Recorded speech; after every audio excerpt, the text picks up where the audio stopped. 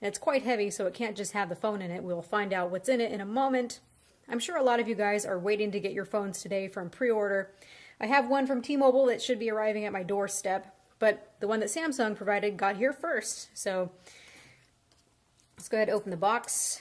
Inside the box, they've given me a little personalized note. You can see that it looks like we've got the fast charging station, the wireless charging station. Can't wait to try that out. I haven't tried this yet. And you've got all your little bits of documentation and everything to plug this in. And we've got the Note 7 itself, and it looks like this is the black onyx version. My T-Mobile version coming is also black onyx. I hope this would be a different color, but that's okay. Is it new? Is it brand new? Yes, look, brand new. All right, so let's get my knife here. Is there anything else in the box? Okay, so there's nothing else in the box, just a really nice heavy box. Nice presentation there. I haven't seen them do this before.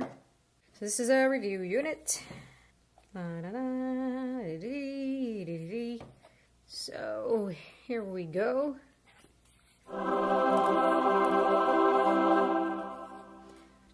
So this is a T-Mobile version of the phone.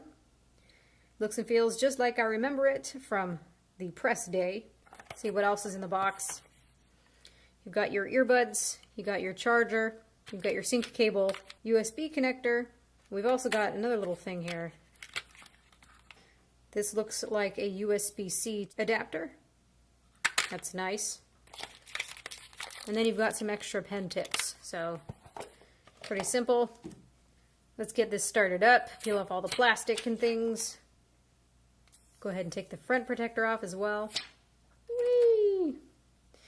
So yeah, that is a very nice phone. At first glance, I'm sitting here and I almost feel like I'm holding the Galaxy S7 Edge. They've made like Sony and decided to make it uniform on both sides. So that does feel nice in the hand. Although I have seen it pointed out that because this device is uniform, that it's kind of confusing when you take it out of pocket to know what orientation that it's in. You can see compared to my S7 Edge that this is silver, where this is now black all along the outsides, but otherwise looks really quite similar in size. Not that much bigger. So I'm going to be using this for the next several days, see what I think of it, use it as my daily driver. And of course I will be getting the full in-depth review out for you all. There is a lot going on with this phone, you guys. So my angle with this review is that we've got a lot of phones these days that are in the $400 range that are really nice. They don't have anything really extra. They're pretty bare bones in terms of software. But what they do offer is pretty good for the price. So I'm curious to kind of use this side by side with one of my favorite phones of the moment, which is the OnePlus 3, and see if those features really warrant me upgrading to something that's more expensive. There are a lot more features, granted. The OnePlus 3 is not a Galaxy Note 7, and I'm not going to pretend that. Plus, you've got the S Pen. This is a full-on business tool. You've also got one of the best cameras on the market. But are all those extra features enough to sway me, is the question. That is the question, to see whether I would be willing to fork out the extra moolah for such a thing.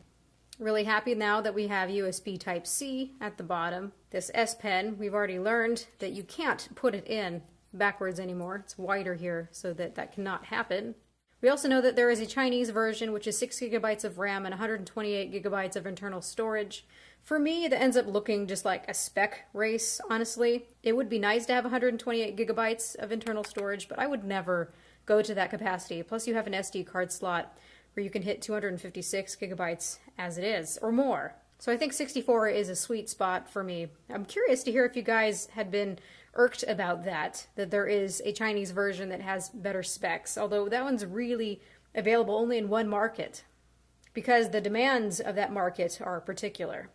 It doesn't bother me, but I'm curious to hear what you guys have to think about that. Are you guys going to get a carrier version? Are you going to wait for unlocked? Please let me know what you think. Must you have the Exynos version, or are you okay with the S820? I'm just fine with this version.